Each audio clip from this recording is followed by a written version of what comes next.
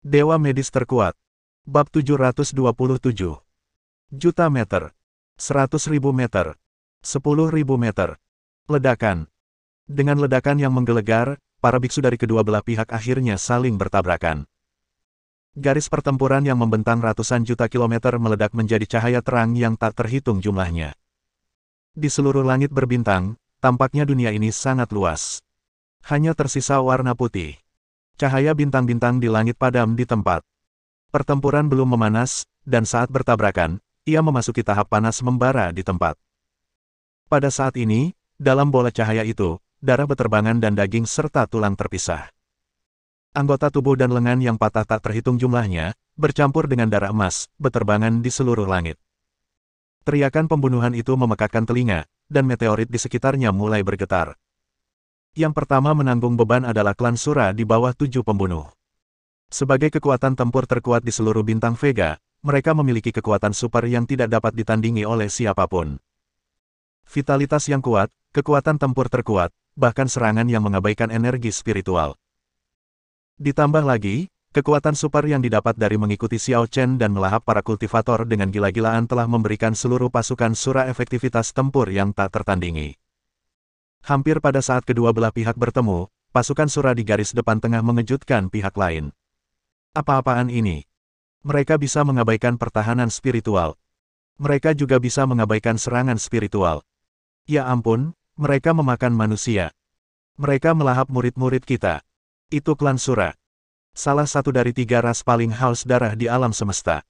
Mengapa ada Sura di sini? Bukankah Sura memakan manusia? Mengapa mereka bersama para pendeta manusia? Mundur cepat. Suku Sura terlalu kuat, kita bukan tandingan mereka. Garis pertempuran tengah runtuh pada sentuhan pertama. Pasukan Sura seperti sekelompok binatang buas yang haus darah, merobek lubang besar di seluruh garis depan. Tidak, tidak. Runtuhnya front tengah akan menyebabkan runtuhnya front secara terus-menerus di kedua ujungnya. Pasukan yang berkekuatan 12 miliar itu tidak memiliki kemampuan untuk melawan dan dihancurkan seperti sekawanan anjing. Lu Qianhe dan yang lainnya tidak dapat menahan diri untuk menelan ludah mereka karena takut. Menakutkan sekali. Mengerikan sekali.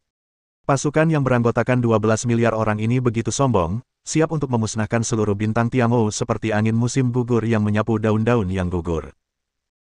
Namun, begitu mereka bertemu dengan pasukan Xiao Chen, mereka dihancurkan dan dihancurkan oleh Xiao Chen dengan sikap yang lebih kuat, dan mereka dipukuli hingga berkeping-keping tanpa amarah dan benar-benar runtuh.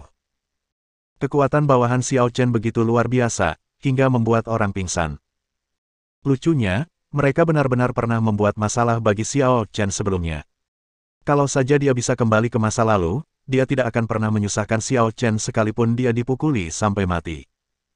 Pada saat itu, sebuah suara terdengar pelan dari belakangnya. Sepertinya aku agak terlambat. Mendengar suara ini, Lu Qianhe segera berbalik dan berlutut. Selamat datang Tuan Xiao. Pada saat ini, Xiao Chen sedang duduk di singgasana naga emas, dengan ratusan kaisar dewa mengikutinya dari dekat dan melindunginya. Saat dia melihat Lu Qianhe, matanya tampak tenang. Lu Qianhe, jika kamu patuh seperti sekarang, galaksimu tidak akan berada dalam kondisi menyedihkan seperti ini. Wajah Lu Qianhe tampak sedikit malu.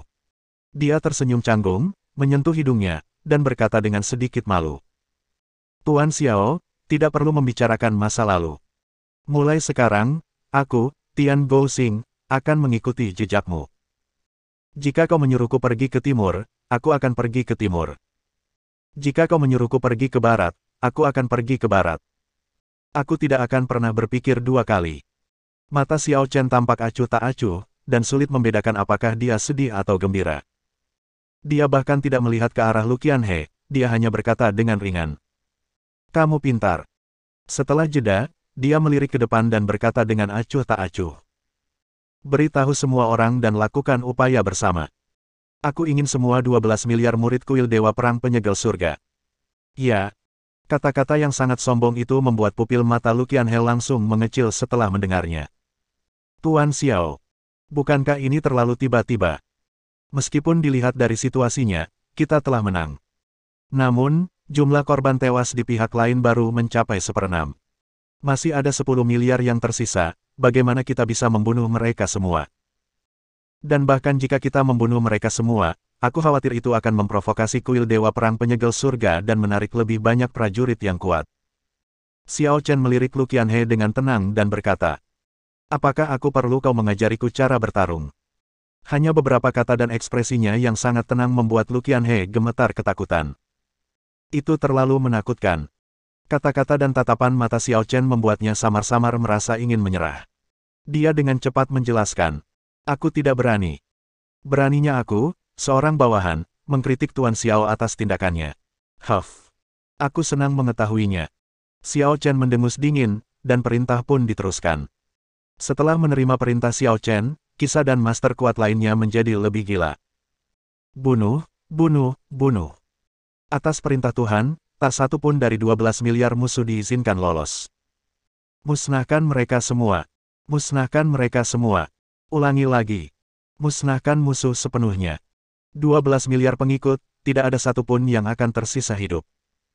Apakah ini pesta pembantaian yang epik? Ini adalah duel gila yang melampaui batas. Pasukan Vega, dengan kekuatan guntur, menghancurkan segalanya dan membunuh semuanya. Mereka membunuhi garis pertahanan di sebelah barat Tiamo Star, meninggalkan mayat di mana-mana. Anggota badan yang patah hilang di tengah jalan. Karena jumlah orangnya terlalu banyak, para biksu tingkat rendah dan murid Sura terlalu malas untuk melahap tulang, daging, dan darah mereka, yang mana sangat boros dan boros. Pada akhirnya, pasukan yang terdiri dari 10 miliar orang itu melintasi seluruh galaksi besar bintang Tiamo dan membunuh semua musuh yang menyerang. Hanya beberapa orang yang lolos dari sistem bintang Tiamo, dan mereka masih lolos dengan luka parah. Diperkirakan bahwa bahkan setelah pergi, mereka akan segera mati. Dan seluruh pertempuran hanya berlangsung kurang dari sehari. Kuil Perang Surga Penyegel hampir memusnahkan bintang kait langit dengan sikap yang cepat, dan Xiao Chen, dengan sikap yang lebih cepat lagi, memusnahkan 12 miliar pasukan. Namun, ini hanyalah kejayaan Xiao Chen.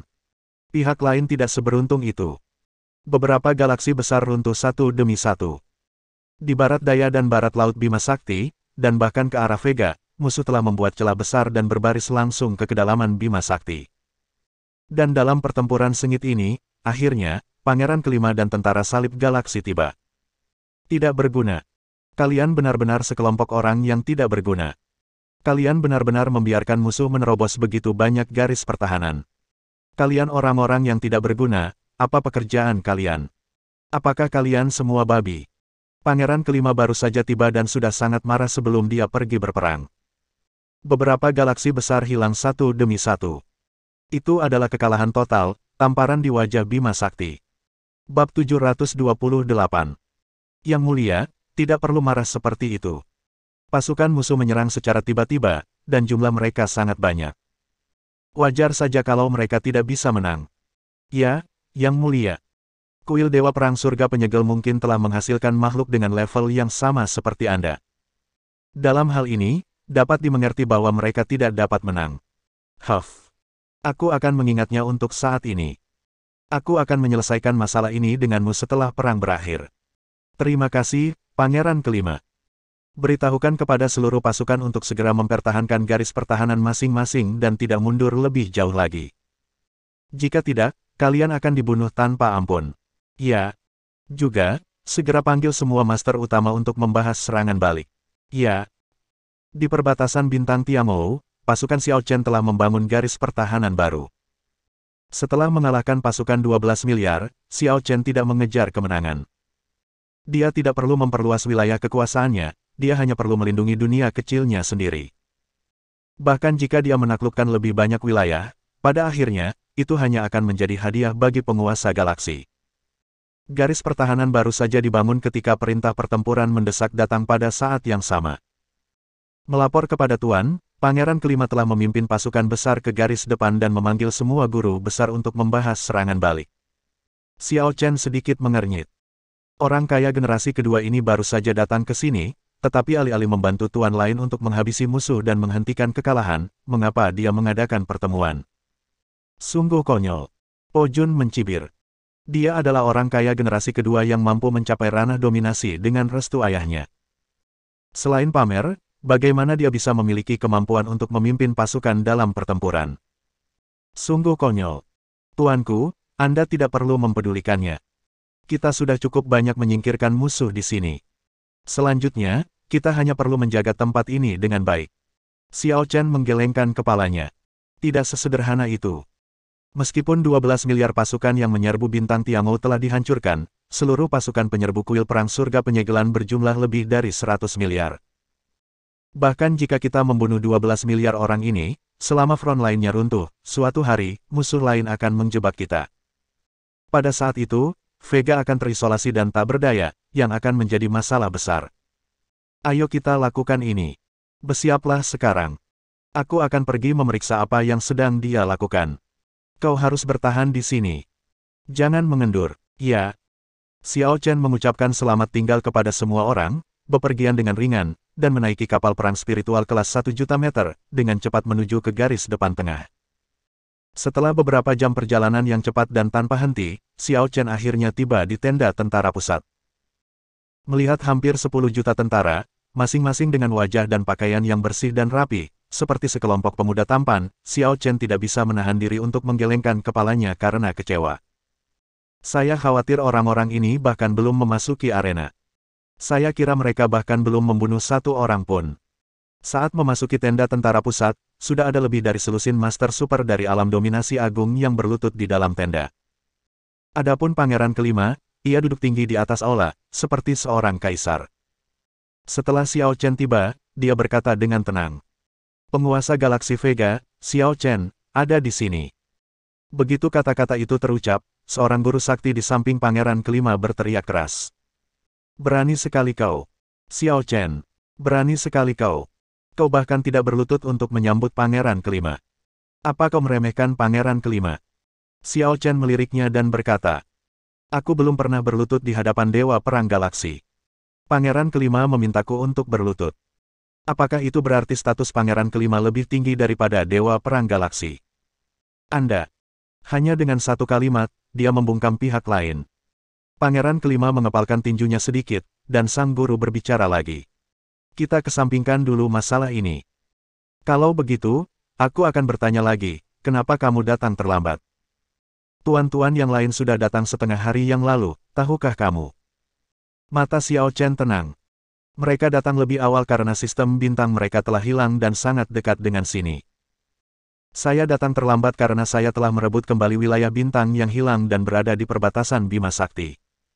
Apa katamu? Semua orang yang hadir tidak dapat menahan diri untuk tidak sedikit tercengang. Xiao Chen. Jangan bercanda. Ini bukan lelucon. Tidak ada yang namanya bercanda di ketentaraan. Xiao Chen meletakkan tangannya di belakang punggungnya dan berkata dengan tenang. Apakah aku perlu berbohong tentang masalah sekecil itu? Semua orang mulai membicarakannya, tetapi beberapa orang tidak yakin. Huff. Musuh yang menyerang galaksimu pasti tidak cukup kuat dan jumlahnya tidak banyak. Musuh yang menyerang galaksi Changlan kita memiliki lebih dari 8 miliar orang dan 1,2 juta kapal perang. Benar sekali.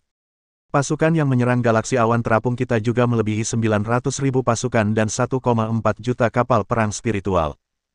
Ada banyak pendapat yang berbeda. Tampaknya musuh yang dihadapi Xiao Chen hanyalah sekumpulan sampah, seperti sekumpulan adonan yang diremas secara acak. Xiao Chen terlalu malas untuk menjelaskan terlalu banyak kepada mereka dan membiarkan mereka berkomentar. Setelah beberapa saat, pangeran kelima berbicara lagi. Cukup. Tidak perlu bicara omong kosong. Xiao Chen, aku meremehkanmu. Tidak peduli apa, kamu telah mengalahkan lawan dan menyelamatkan wilayah bintangmu. Tidak seperti beberapa orang lain, mereka benar-benar sekelompok orang yang tidak berguna. Karena kutukan dan cambukan dari pangeran kelima, wajah semua orang tampak sedikit jelek, dan mata mereka yang menatap Xiao Chen juga mengungkapkan sedikit niat membunuh. Di mata semua orang, mereka tidak bisa mengalahkan pangeran kelima, tetapi mereka membunuh Xiao Chen yang memenuhi syarat untuk menggertaknya. Baiklah, Yang Mulia, pertama-tama izinkan saya menyampaikan ide saya. Kekuatan kuil Dewa Perang Surga Penyegelan memang bagus, tetapi taktik mereka tidak terlalu bagus. Mereka memilih untuk maju sendiri dan langsung ke wilayah musuh, yang merupakan tabu dalam strategi militer. Yang Mulia berencana untuk menghentikan gerakan mundur mereka dan menyegel mereka di medan bintang Bima Sakti kita. Kemudian, kita akan melakukan upaya bersama untuk memusnahkan semua pengikut kuil Dewa Perang Surga Penyegelan. Bagaimana menurut Anda? Semua orang menyanjungnya. Yang mulia pangeran kelima itu bijaksana. Yang mulia adalah pria yang sangat berbakat. Kami sangat mengagumi Anda. Semua orang mulai menyanjungnya, tetapi Xiao Chen, yang berdiri di belakangnya, tampak terlalu malas untuk berpartisipasi. Dia hanya memandang rendah orang-orang ini. Terutama rencana pangeran kelima, yang penuh dengan celah. Pertama-tama, jika mereka ingin mengambil alih semuanya, mereka harus memotong pasukan kuil Dewa Perang Surga Penyegel dari garis pertahanan. Kedua, banyak pasukan kuil Dewa Perang Surga Penyegel telah datang. Bahkan jika mereka mengambil alih semuanya, tidak akan mudah untuk menghadapinya. Hal yang paling fatal adalah, begitu pihak lain memberikan dukungan, siapa yang akan melawan mereka? Siapa yang akan bertanggung jawab untuk menyerang musuh yang sudah berada di Bima Sakti? Ide ini terlalu berlebihan untuk dianggap remeh.